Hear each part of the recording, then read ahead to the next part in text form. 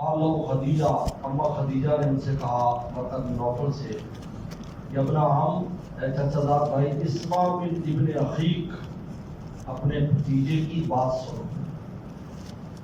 وہ تو کہا چچا زاد بھائی، لیکن اردو صلی اللہ علیہ وسلم کہا کہ بھتیجے کی بات سنو، اس لیے کہ حضور صلی اللہ علیہ وسلم کم عمر تھے دونوں سے، تو جب عمر میں چھوٹا ہوتا ہے تو اس کو بھتیجا کہہ دیتے ہیں، بھانجا کہہ دیتے ہیں، اس لیے اپنا عقیق کہا کہ بھائی کا بیٹا، ورنہ یہ کہتے ہیں بھائی سے سنو، بھائی جان سے بات سنو، سب تو بھائی جان ہی لگتے نا جی بھائی جان، لیکن آپ نے کہا چچا زاد بھائی،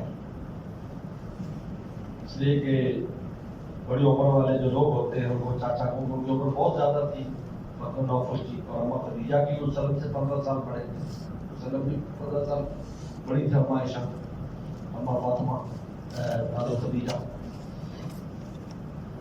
فقالوا ورقہ ابن اخی ماذا ترى، کہا کہ بھتیجے تو نے کیا دیکھا ہے؟ فاخبر صلی اللہ علیہ وسلم خبر ما رأى، صلی اللہ علیہ وسلم نے ساری خبر دی جو دیکھا۔ فقالوا ورقہ، تو ورقہ نے کہا ھذا الناموس، یہ وہ رازدان ہے، ناموس کہتے ہیں رازدان، ناموس عزت کو بھی کہتے ہیں، ناموس رازدان کو بھی کہتے ہیں۔ ایک ہوتا ہے ناموس، ایک ہوتا ہے اس کے موقع پر جاسوس، دونوں عربی لفظ ہیں۔ ناموس کہتے ہیں خیر کا رازدار، اور جاسوس شر کا رازدار، یعنی جو آپ کی برائیاں اور کمزوریاں دیکھے اس کو جاسوس کہتے ہیں، اور جو آپ کے ساتھ خیر خواہی کرے، خیر کا رازدار، وہ ناموس ہے، ایجنسی والے جاسوس ہوتے ہیں، اگر آپ کے یار بیلی وہ آپ کے ناموس ہے۔ حاضر ناموس یہ وہ رازدان ہے،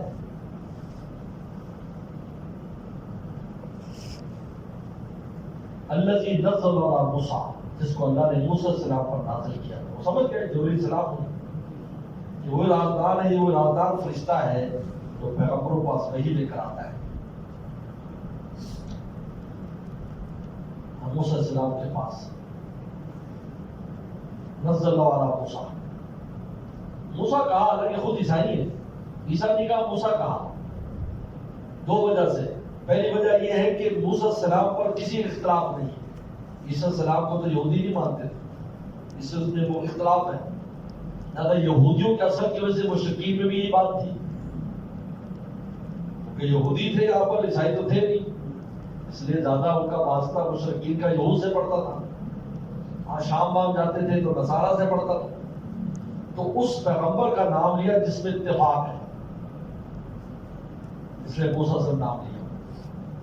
اور دوسری وجہ یہ ہے کہ آپ کی پیغمبری موسیٰ علیہ السلام کی پیغمبری سے بہت مشابہت ہے، اس لیے آپ دیکھیں قرآن مجید میں پیغمبر صلی اللہ علیہ وسلم کی تسلی کے لیے سب سے زیادہ واقعات آپ موسیٰ علیہ السلام کے، موسیٰ علیہ السلام کے واقعات سب سے زیادہ نازل ہو،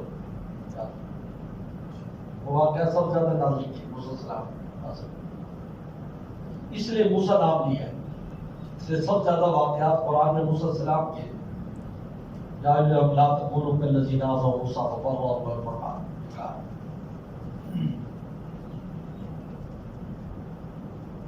یا لیتنی فیہا جزعا، کاش کہ وہ وقت جوان ہوتا، یا لیتنی اکون حیا، کاش وہ زندہ ہوتا، کب؟ اذ یخرجک قومک، جب آپ کی قوم آپ کو نکالے گی، جب آپ کو یہاں سے نکلنے پر مجبور کرے گی، کاش اس سے جوان ہوتا اور زندہ ہوتا، کیونکہ تورات انجیل کے عالم تھے، وہ پیغمبروں کے حالات کو جانتے تھے کہ ہر نبی کے ساتھ یہ ہوا ہے،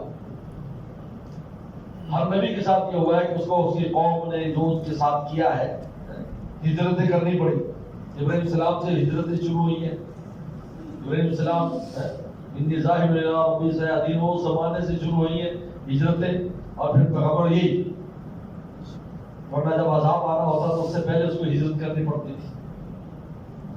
وقال صلی اللہ علیہ وسلم مخرجیہم، کیا پیغمبر صلی اللہ علیہ وسلم فرمایا کیا مجھے نکالیں گے لوگ، یہ مجھے صادق الامین کہتے ہیں، میرے ساتھ ایسی محبت، ایسا تعلق، یعنی کوئی قبیلہ کوئی گھر ایسا نہیں تھا جس پہ رسول اللہ کی محبت نہیں تھی، اس لیے ہمارے استاد مفتی وزیر چوکی فرمایا کرتے تھے 40 سالہ زندگی جمالی زندگی تھی، کون سی زندگی تھی؟ جمالی جمال، جمالی جمال، ہر آدمی آپ سے پیار کرتا تھا، محبت کرتا تھا، اور آپ پوری قوم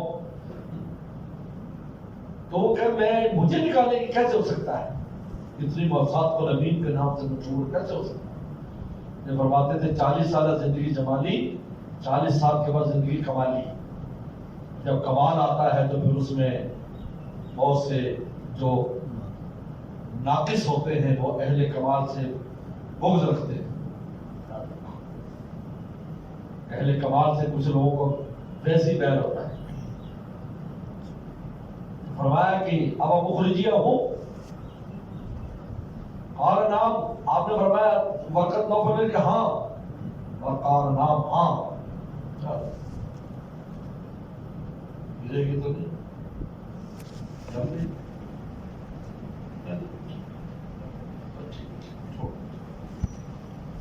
آپ کا نام ہاں.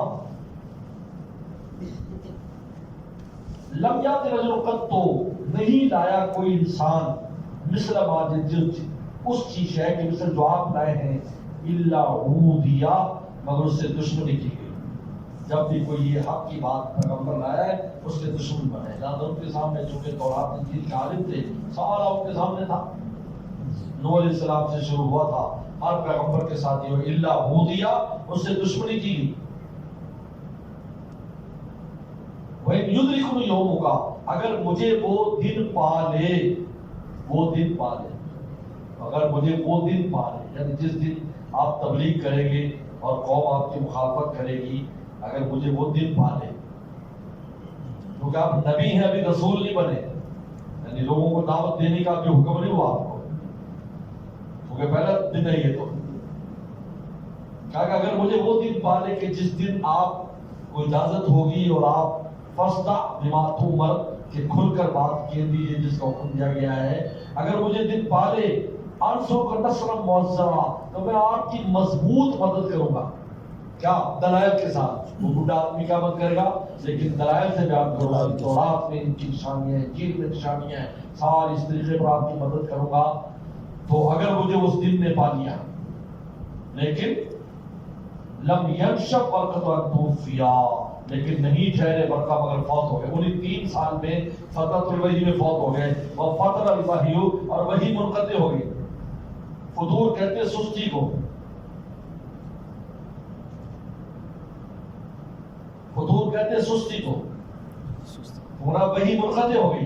یاد رکھو 2-4 دن منقطع ہونا منقطع نہیں ہے، لمبی مدت، کم از کم 6 مہینے، زیادہ 3 سال، زیادہ 3 سال وہی ہے. 3 سال پورے 3 سال فتح وہی منقطع، 3 سال تک وہی منقطع مسلم. اس دوران برقع کا انتقال ہو گیا. زیادہ 3 سال کے بعد جیسے آگے واقعہ آ رہا ہے کہ پھر آپ کو رسالت دی گئی اور آپ کو حکم ہوا، اس وقت وہ انتقال کر چکے تھے. پیغمبر صلی اللہ علیہ وسلم نے برقع کو دیکھا. اب برقع کا کیا انجام ہے؟ ابن حجر اسقلانی والے تو کہا کہ یہ پہلا صحابی ہے، لیکن صحابی وہ بنتا ہے جو دعوت کے بعد ہو. ابھی تو دعوت آپ کو حکم ہی نہیں ہوا دعوت. دعوت کے بعد سب سے پہلے ایمان لانے والے سیدنا صدیق اکبر رضی اللہ تعالیٰ، عورتوں میں اما خدیجہ ہے، اور بچوں میں حضرت علی ہے، غلاموں میں حضرت بلال ہے. تو برقع کو صحابہ میں شمار نہیں کیا، لیکن رسول اللہ کی زیارت کر لی، آپ کی اس کی تصدیق بھی کی. لہٰذا رسول اللہ نے کہا میں نے خواب دیکھا کہ برقع سفید لباس میں ان کو دیکھا جو جنتی کی علامت، یعنی نجات پا گئے. کیونکہ پہلے بھی دین اکبر تھے، عیسائیت کا دین حق تھا. آپ کے آنے کے بعد پھر وہ منسوخ ہوا ہے. لہٰذا پہلے بھی دین حق پر تھے اور رسول اللہ کی تصدیق. یہی بحیرہ راہب کا، بحیرہ راہب نے بھی آپ کی تصدیق کی تھی. تو لہذا ان کے بارے میں بھی آتا رسول اللہ نے اچھی مبشرات دیکھی تھی کہ انہوں نے نجات پائی. آپ سے بات ہے. قال ابن شہاب. اب یہ قال ابن شہاب سے جو سند ہے یہ تعلیق نہیں ہے، یہ سب سمجھو ذرا بات، یہ تحویل ہے. ابن شہاب زہری بہت بڑا تابعی ہے، بہت بڑا انسان ہے. بہت ان کا نام سنے گا آپ ابن شہاب زہری کا، امام زہری کے نام سے. بہت بڑا، انہوں نے بہت حدیث کی، یعنی حضرت عمر بن عبدالعزیز کے حکم پر نے ہزاروں صفحات حدیث کی جمع کی تھی، ہزاروں صفحات حدیث جمع کی ان کے حکم پر. مدینہ کے ہیں یہ ابن شہاب زہری، بہت بڑا آدمی. ابن شہاب زہری امام بخاری کا استاد نہیں ہے. تو قال ابن شہاب جو امام بخاری کہہ رہا ہے اس سے پتہ چلتا ہے شاید ابن شہاب زہری سے سنا ہے. ابن شہاب زہری میں 100 سال کا فاصلہ پڑا امام بخاری سے. تو یہ بغیر سند کی حدیث ہے یا اگلی جو بات آ رہی قال ابن شہاب نہیں بغیر سند کے نہیں. تحویل سند دو طرح ہوتی ہے. تحویل سند ہوتی ہے کہ نیچے سے کئی سندیں جا کر اوپر استاد ایک ہو جاتا ہے, اس کو تحویل سند کہتے ہیں. آپ نے ترمذی میں دیکھا پڑھا ہوگا کہ نیچے سے کئی سندیں اور اوپر جا کر ایک ہو گئے, اور جہاں ایک ہو جاتی ہے اس کو مدار سند کہتے ہیں. اکثر تو یہی ہوتا ہے کہ ایک شاگرد سے سنا کسی کے, پھر دوسرے سے, پھر تیسرے, 4 شاگردوں سے سنی, پھر ان کے اوپر جا کر سند ایک کر لیتے ہیں. ہماری جو در حدیث کی سند ہے وہ بھی ایسی ہے. میری سند ہمارے والد صاحب سے بھی جائے گی, مفتی ولسن توقیر رحمۃ اللہ سے بھی جائے گی, اور ہمارے استاد جو ہے شیخ شاکی مختار صاحب سے بھی جائے گی. آگے جانے بعد حضرت گنگوہی پر اکٹھی ہو جاتے ہیں. گنگوہی رحمۃ اللہ علیہ سے آگے ایک ہو جائے گی.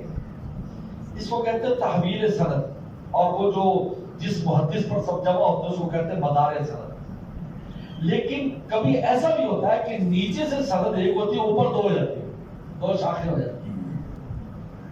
کیا ہوتا ہے؟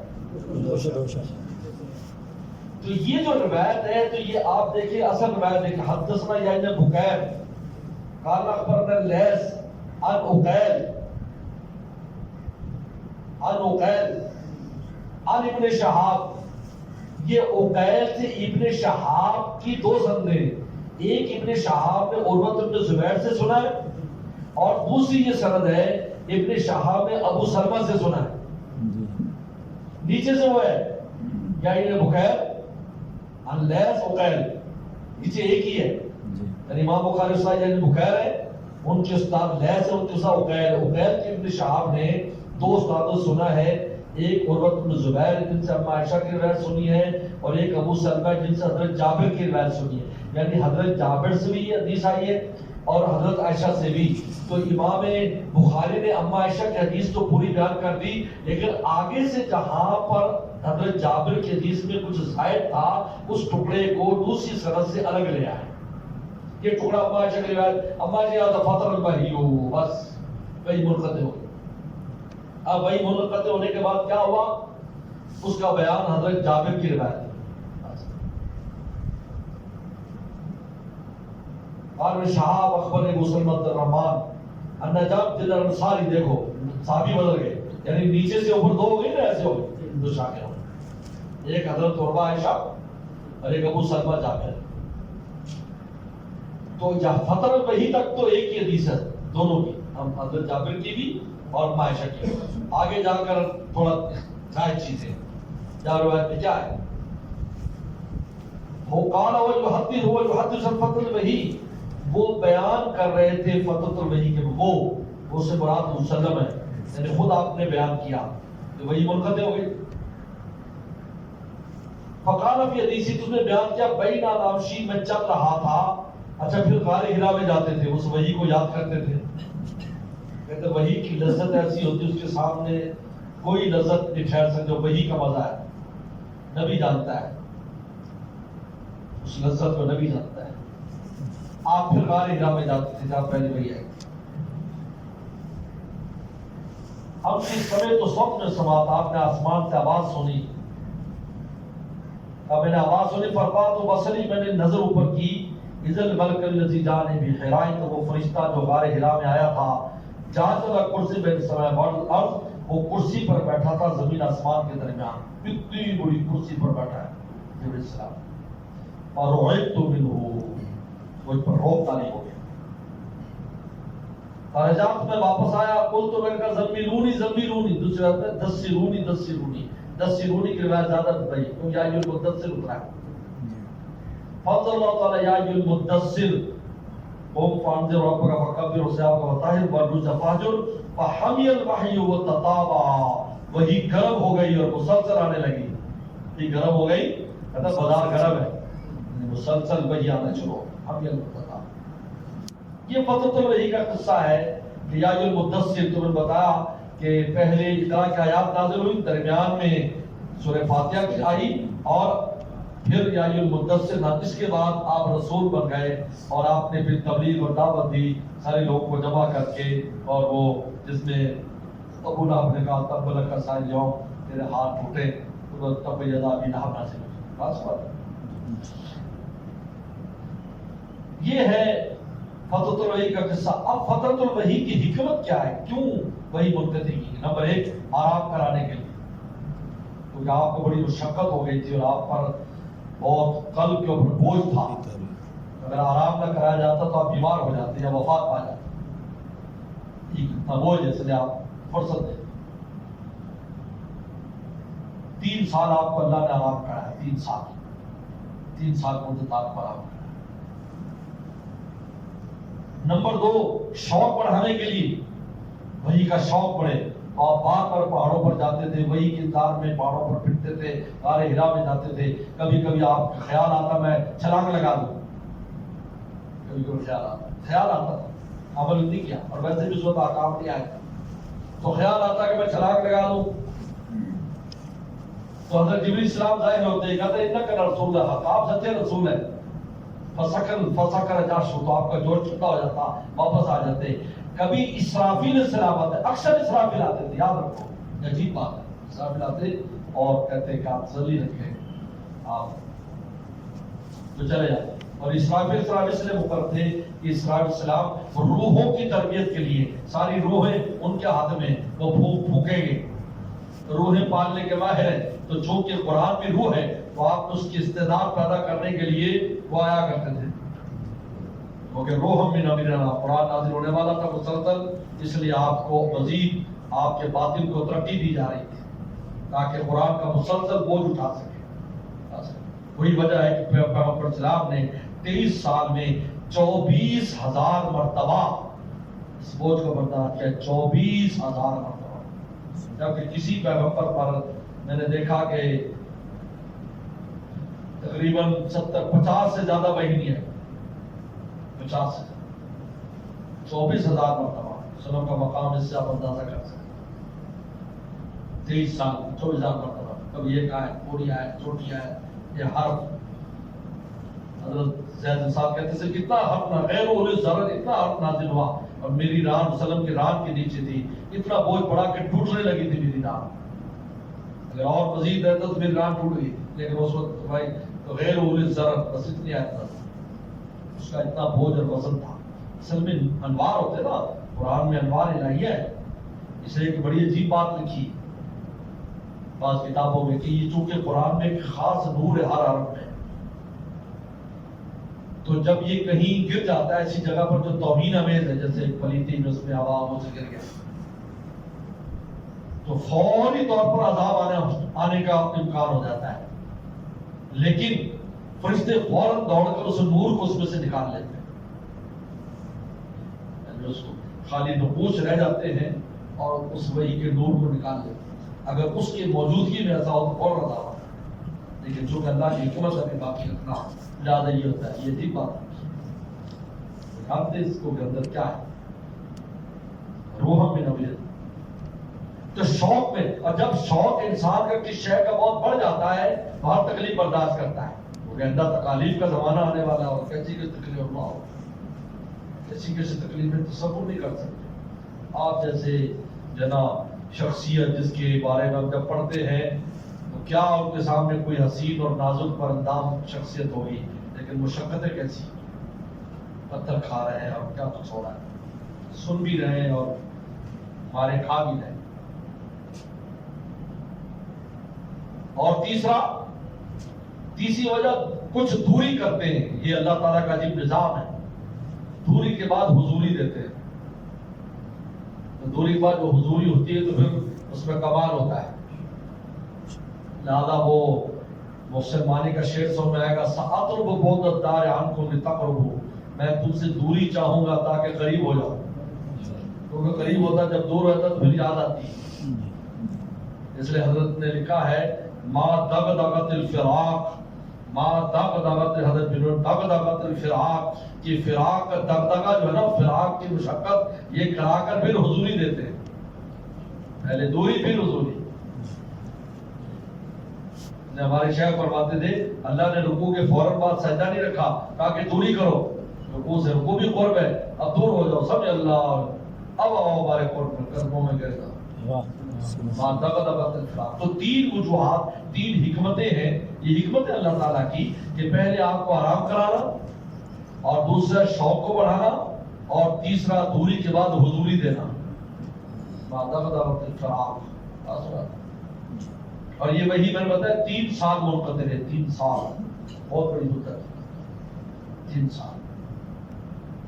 اس کے بعد پھر یا المدثر، اے کپڑا لپیٹنے والے قوم کھڑے ہو جائیے، فان سے ڈرائیے۔ انذار کا بیان ہے، بشارت کا نہیں، اس لیے کہ انسان جو ہے کیونکہ سب کفار تھے، بشارت ہوتا ہے بشیر المومنین، مومن تھے ہی اس لیے فانزر کہا۔ اور یہاں کا کوئی انذار ہوتا ہے نا، وہ ہر ڈرانے ڈر کا نام نہیں ہے، انذار کہتے ہیں انجام کا خوف۔ سن لو جس کو کہتے ہیں انجام، ایسا ہو جائے گا، ایسا ہو جائے گا، انجام۔ لہذا عقل مند انسان سمجھ جاتا ہے کہ یار یہ کروں گا تو ایسا ہو جائے گا، اس کو کہتے ہیں انذار۔ خوف، خوف کہتے ہیں وہ تو ایویں ڈرانا، باہر نکلنا، بھائی استادی ہوتے ہیں ہمارے نتیجے، یہ انذار نہیں کہلاتا۔ انذار ہے کہ نہیں پڑھو گے، نہیں ایسا کرو گے تو تمہارے ساتھ ایسا ہوگا مستقبل، اس کو کہتے ہیں انذار۔ انذر، اور انذار کے بعد ہی پھر بشارت ہوتی ہے۔ جب عاقبت کا خوف آ جاتا ہے تو بشر المومنین، ان کو بشارت دے کہ آپ کے لیے بہت اچھا انجام ہے تم لوگوں کا، والعاقبۃ للمتقین۔ وربک فکبر، اپنے رب کی عظمتیں بیان کیجیے۔ نعرہ تکبیر لگانا مراد نہیں ہے، کبر سے مراد ہے عظمت، کیونکہ جب انجام کا خوف عقل میں بات آئے گی تو اللہ تعالیٰ کی عظمت آئے گی۔ ربک فکبر وثیابک فطہر، اپنے کپڑوں کو پاک رکھیے۔ پہلے بھی پاک رکھتے ہیں لیکن آئندہ بھی رکھیے، مراد یہ، یعنی پہلے تو ویسے پاک رکھتے تھے، اب حکمن پاک رکھنا ہے، یہ فرق ہو جاتا ہے۔ پہلے ویسے پاک کرنا، اب جیسے کوئی آدمی کام کرتا ہو، بھئی تم تو پہلے سے خدمت کرتے ہو، لیکن آج سے باقاعدہ خدمت گزار کے طور پر تمہیں مقرر کیا جاتا ہے، لہذا اب اس کے بعد اس کا اجرت شروع ہو جائے گا، اب اس کے بعد ثواب شروع ہو جائے گا۔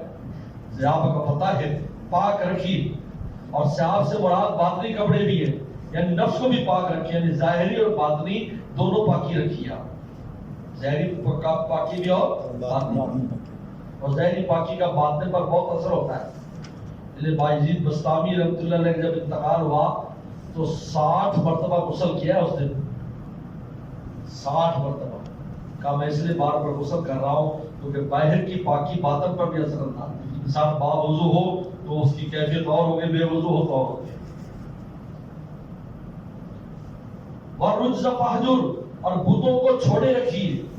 جو بت ہیں پہلے بھی آپ نے بت پرستی کرتے، اب بھی آپ ان سے دور رہے، وَالرُّجْزَ فَاہْجُرْ سے دور رہے۔ اس لیے بیت میں جو الفاظ دہرائے جاتے نا، میں نماز پڑھوں گا، میں حج کروں گا، میں روزہ رکھوں گا، تو بعض لوگ کہتے ہیں ہم تو پہلے کرتے ہیں، تو یہ یہاں سے اس کے یہ دلیل یہ کرتے تو ہیں لیکن اب دوبارہ اس کو دہرایا جا رہا ہے کہ کپڑوں کو پاک رکھیے، پاک کریے نہیں، یہ غلط ترجمہ ہے۔ سنو مولوی غلط ترجمہ ہے نا کہ کپڑے پاک کرو، استغفر پاک کپڑے اپنا پاک تھوڑی تھے آپ کے، اور روزہ بتوں کو چھوڑ دیں، اس کا مطلب تھوڑی بت پرستی کرتے تھے، بلکہ کپڑے پاک رکھیے، بتوں کو چھوڑے رکھیے، جیسے پہلے چھوڑے رکھا ہے اور اسی طرح چھوڑے رکھیے، اور کپڑے جیسے پہلے پاک اب بھی پاک ہے، اور روزہ پاک۔ حمل وحی تتابع، وہی گرم ہو گئی اور مسلسل آنے لگا۔